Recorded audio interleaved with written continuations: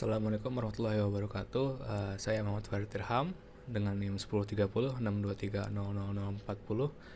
dan pada hari ini saya akan membuat video tentang konsep dasar basis data, kelemahan pemrosesan file tradisional, kelebihan pendekatan basis data, risiko yang menyertainya, dan juga database life cycle. Jadi masuk ke materi pertama, yaitu konsep dasar basis data. Basis data itu sendiri adalah kumpulan data yang terorganisir dan dapat diakses dengan mudah oleh pengguna atau aplikasi.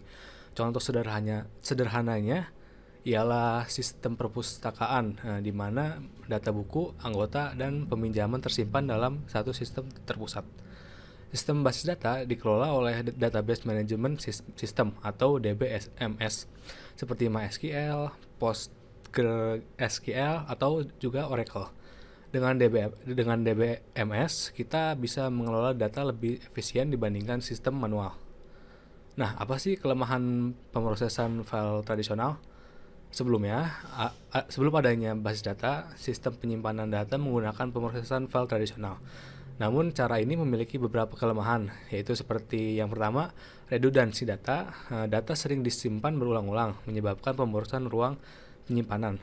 Yang kedua, ada inkonsistensi data, yaitu jika ada perubahan pada satu file lain tidak akan bisa ikut diperbarui, menyebabkan perbedaan data.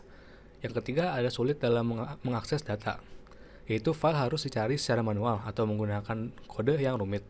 Yang keempat, keamanan yang lemah, yaitu tidak ada sistem kontrol akses yang baik sehingga data mudah disalahgunakan.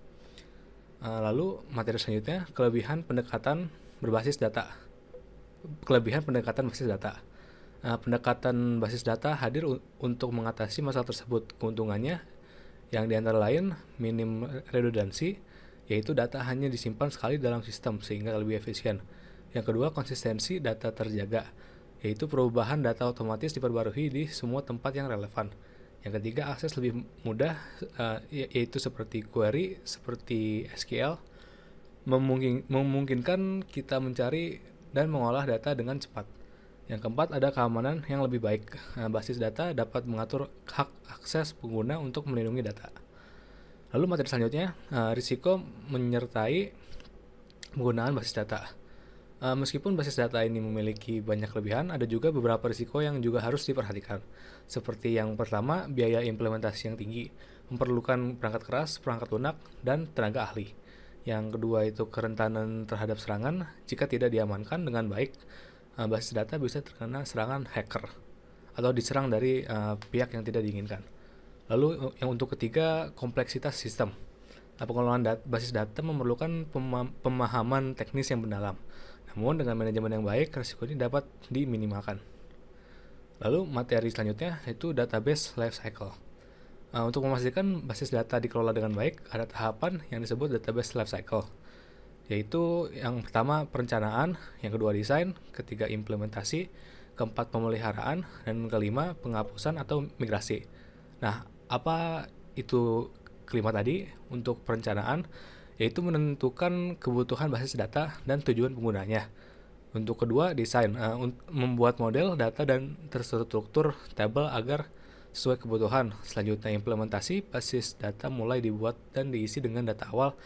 Dan selanjutnya, pemeliharaan, yaitu data diperbarui, dioptimalkan, dan dijaga keamanannya. Lalu yang terakhir, penghapusan atau migrasi. Jika sistem sudah tidak digunakan, data bisa dihapus atau dipindahkan ke sistem yang baru. Tahapan ini penting untuk menjaga performa dan keamanan basis data dalam jangka panjang.